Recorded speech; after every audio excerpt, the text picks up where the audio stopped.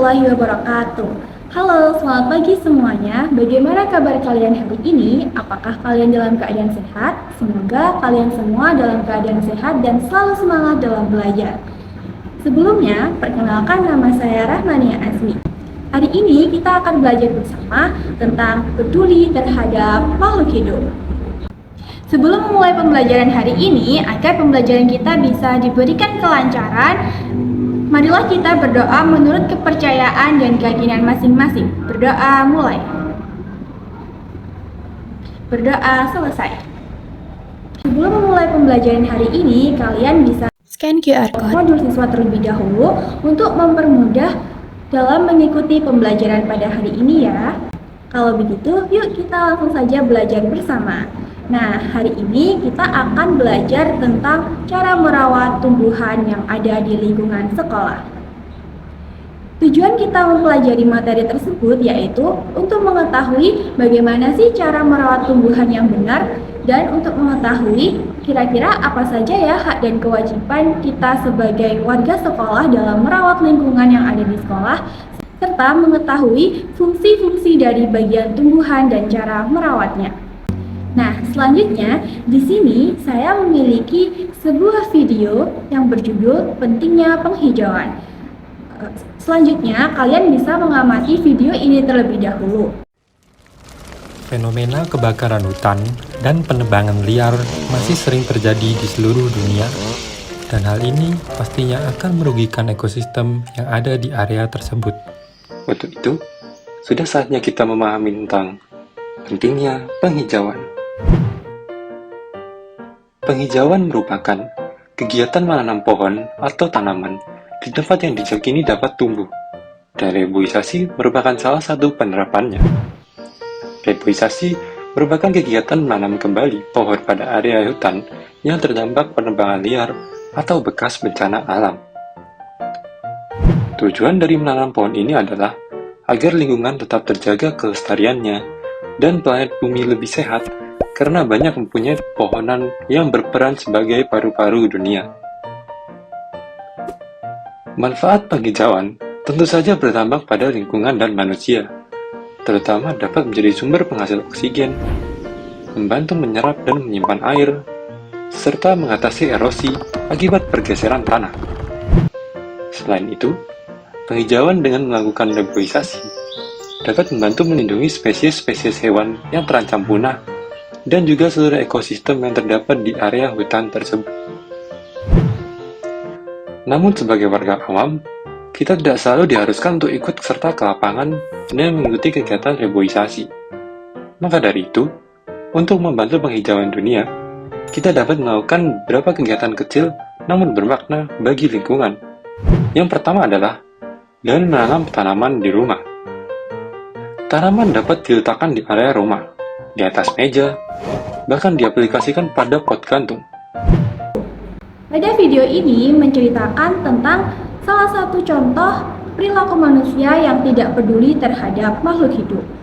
Untuk lebih lengkapnya, kalian bisa Scan QR code. yang ada pada halaman 3 modul siswa. Baiklah, setelah menyimak video tersebut, kira-kira apakah pesan yang dapat kalian ambil dari video tersebut? Tentu saja, itu adalah salah satu contoh sikap yang tidak peduli terhadap makhluk hidup. Untuk itu, setelah ini kita akan mencari bagaimana solusi agar perilaku tersebut tidak akan terulang kembali. Nah, selanjutnya, ayo kita membaca teks lingkungan sekolahku pada halaman 4 modul siswa. Pada teks tersebut menjelaskan tentang lingkungan yang ada di sekolah. Di lingkungan sekolah, kita seringkali melihat tanaman yang mengalami kerusakan. Hal ini dapat disebabkan oleh berbagai faktor, seperti kelalaian manusia, hama penyakit, dan kondisi alam yang ekstrim. Kerusakan tanaman di sekolah tidak hanya berdampak pada keindahan lingkungan, tetapi juga dapat mengganggu ekosistem dan kesehatan. Sebagai bagian dari masyarakat sekolah, kita memiliki hak untuk menikmati lingkungan yang asri dan sehat. Hak ini diiringi dengan kewajiban untuk menjaga dan memelihara tanaman di sekolah. Kita dapat melakukan berbagai upaya pelestarian, seperti menyiram tanaman secara rutin, membersihkan gulma, dan melaporkan hama penyakit kepada pihak yang berwenang. Marilah kita bersama-sama menjaga dan melestarikan tanaman di sekolah kita. Selain kewajiban tersebut, penting untuk memahami bagian-bagian tumbuhan dan fungsinya agar dapat merawatnya dengan baik. Dengan memahami bagian-bagian tumbuhan dan fungsinya, kita dapat melakukan perawatan yang tepat dan mencegah kerusakan lingkungan. Marilah kita bersama-sama menjaga dan melestarikan tanaman di sekolah kita dengan memahami hak dan kewajiban kita serta menerapkan langkah-langkah pelestarian yang tepat. Kita dapat menciptakan lingkungan sekolah yang asri, sehat, dan nyaman untuk semua. Setelah membaca teks tersebut, tahukah kamu bagaimana cara merawat tumbuhan yang tepat?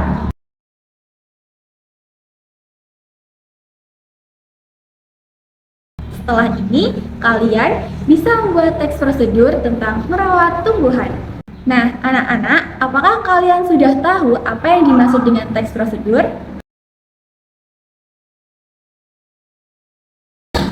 Sekarang, ayo kita coba membuat teks prosedur tentang cara menanam tumbuhan. Teks prosedur adalah teks yang berisi langkah-langkah untuk melakukan sesuatu atau menghasilkan sesuatu. Teks ini biasanya digunakan untuk menjelaskan cara kerja, cara membuat, cara menggunakan, atau cara memperbaiki sesuatu. Tahukah kamu bahwa kita sebagai warga sekolah juga memiliki hak dan kewajiban atas merawat tumbuhan yang ada di lingkungan sekolah kita. Jadi, tidak hanya tukang kebun saja yang memiliki kewajiban untuk merawat tumbuhan. Jika lingkungan kita rindang dan bersih, maka belajar kita akan terasa nyaman. Nah, sebagai warga sekolah, kita juga memiliki hak serta kewajiban dalam menjaga ataupun merawat lingkungan sekolah kita. Hak merupakan sesuatu yang seharusnya bisa diterima atau dinikmati oleh setiap individu. Hak ini umumnya terkait dengan hal-hal yang dibutuhkan untuk bisa hidup dengan layak dan sejahtera. Contohnya adalah hak asasi manusia, yaitu hak untuk hidup, hak untuk mendapatkan pendidikan, dan hak untuk bekerja. Sedangkan kewajiban merupakan sesuatu yang harus dilakukan oleh setiap individu. Kewajiban muncul sebagai bentuk tanggung jawab terhadap diri sendiri, orang lain, dan lingkungan sekitar. Kewajiban ini biasanya berkaitan dengan hal-hal yang perlu dilakukan agar hak orang lain juga bisa terpenuhi.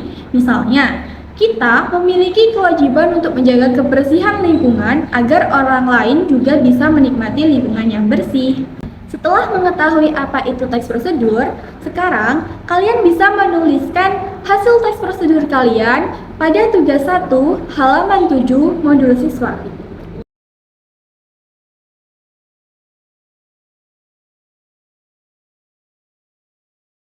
Nah, sekarang coba kalian jawab pertanyaan-pertanyaan berikut ini. Apa yang dimaksud dengan teks prosedur? Teks yang menceritakan sebuah kisah, atau teks yang berisi pendapat tentang suatu hal, atau teks yang berisi langkah-langkah untuk melakukan sesuatu.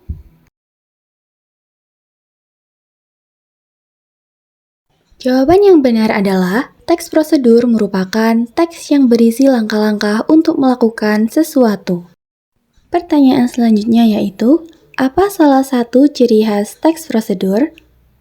Penggunaan bahasa yang indah dan puitis, atau penggunaan kalimat imperatif atau perintah, atau penggunaan data dan statistik yang akurat.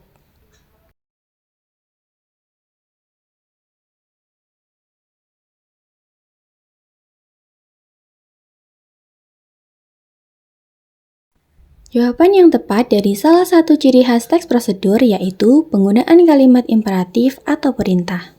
Setelah mengetahui bagaimana cara merawat tumbuhan dengan tepat melalui teks prosedur, setelah ini kalian bisa menganalisis kegiatan-kegiatan yang termasuk hak atau kewajiban, kemudian tuliskan jawabanmu pada tugas 2 halaman 8 modul siswa.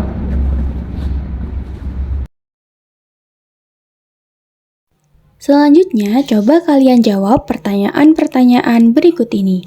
Apa saja hak yang dimiliki siswa dalam merawat tumbuhan di sekolah? hak untuk merusak tanaman, hak untuk menikmati lingkungan yang asri dan sehat, atau hak untuk mencabut tanaman?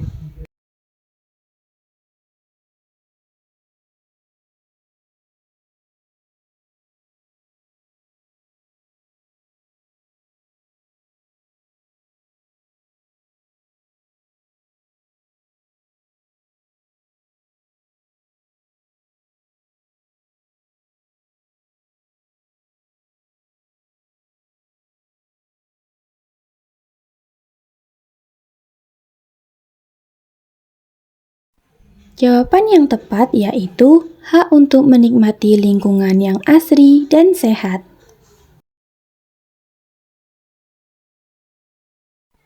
Pertanyaan selanjutnya yaitu, apa saja kewajiban yang dimiliki siswa dalam merawat tumbuhan di sekolah, mengabaikan tanaman, merusak tanaman, atau menyiram tanaman secara rutin?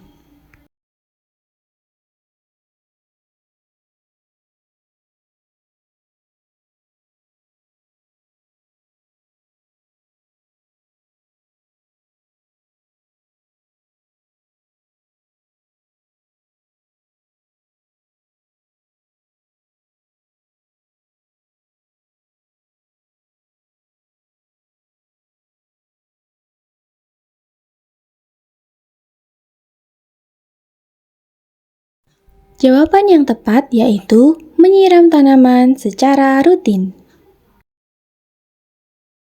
Nah, berikutnya, setelah mengetahui apa itu tes prosedur dan apa saja hak serta kewajiban kita sebagai warga sekolah dalam merawat tumbuhan, untuk mengetahui sejauh mana pemahaman kalian tentang materi ini, silakan kerjakan latihan soal yang ada di halaman 8. Setelah memahami hak dan kewajiban sebagai warga sekolah dalam merawat tumbuhan yang ada di lingkungan sekolah, tahukah kamu apa yang membuat udara segar di sekolah?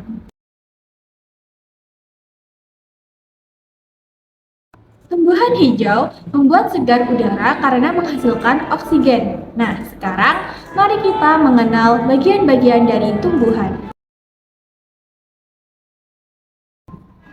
Yang pertama ada bagian akar. Akar adalah bagian tumbuhan yang umumnya berada di dalam tanah. Untuk beberapa jenis tumbuhan, akar juga terdapat di atas tanah bahkan menggantung. Akar berfungsi antara lain sebagai bagian yang mengokohkan tumbuhan. Jika tumbuhan tidak memiliki akar, tumbuhan akan mudah dicabut, mudah roboh ketika diterpa angin, atau hanyut terbawa air ketika turun hujan.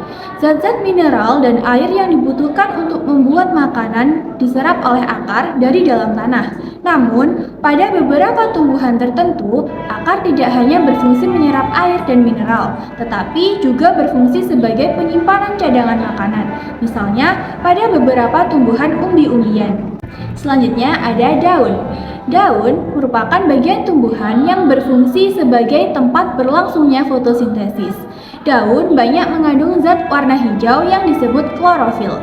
Daun terdiri atas tangkai daun dan helai daun. Selanjutnya ada bunga. Bunga merupakan bagian tumbuhan yang berfungsi sebagai alat perkembangbiakan tumbuhan biji. Selanjutnya ada batang. Bagian tumbuhan yang berada di atas tanah adalah batang, yang berfungsi sebagai tempat munculnya daun, bunga, dan buah. Batang juga berfungsi mengedarkan mineral dan air yang diserap oleh akar, serta zat makanan hasil fotosintesis ke seluruh bagian tubuh tumbuhan. Selanjutnya ada buah. Buah merupakan bagian tumbuhan yang berfungsi melindungi biji serta cadangan makanan. Contohnya, buah mangga dan buah apel. Buah terdiri atas daging buah dan biji. Bagian yang kita makan biasanya disebut dengan daging buah. Yang terakhir ada biji. Biji merupakan hasil dari pembuahan yang terjadi akibat penyerbukan antara serbuk sari dan sel telur pada putik. Jika biji ditanam, akan tumbuh menjadi tumbuhan baru. Biji memiliki keping. Biji ada yang berkeping 1 dan ada yang berkeping 2. Biji berkeping 1 disebut dengan monokotil dan biji berkeping 2 disebut dengan dikotil.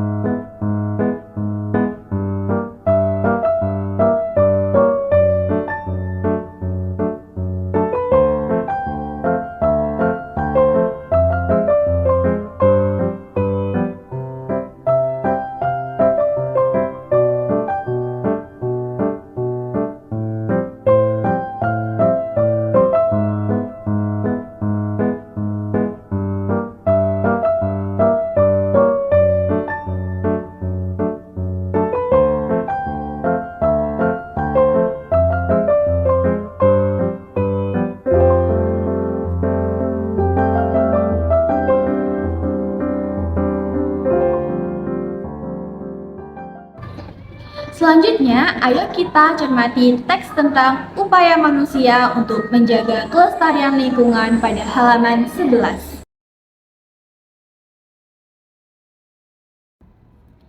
Setiap tumbuhan memiliki bagian-bagian yang bermanfaat bagi makhluk hidup lain. Di antaranya, tumbuhan tersebut yaitu ada yang memiliki bunga. Bunga-bunga di sekitar sekolah terlihat sangat subur dan beraneka warna. Pak Tony sangat rajin merawat bunga-bunga. Ia menyiramnya setiap hari dan memberikan pupuk secara teratur. Bunga membuat lingkungan sekolah menjadi lebih indah dan sejuk dipandang mata. Beberapa jenis bunga menghasilkan bau wangi sehingga membuat harum udara di lingkungan sekolah. Setelah membaca teks tersebut, kalian bisa menjawab pertanyaan-pertanyaan yang ada pada halaman 12 pada modul siswa. Nah, selanjutnya ayo coba jawab pertanyaan berikut ini. Apa saja bagian-bagian dari tumbuhan, akar, batang, daun, bunga, buah, dan biji, atau akar, batang, daun, bunga, dan buah, atau akar, batang, daun, dan bunga?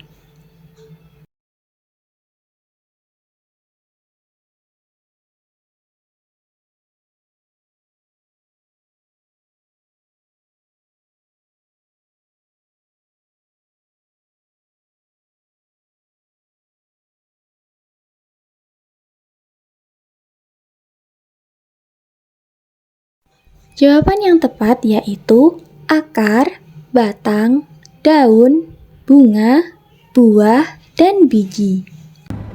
Nah, anak-anak, apakah kalian sudah paham tentang materi kita hari ini?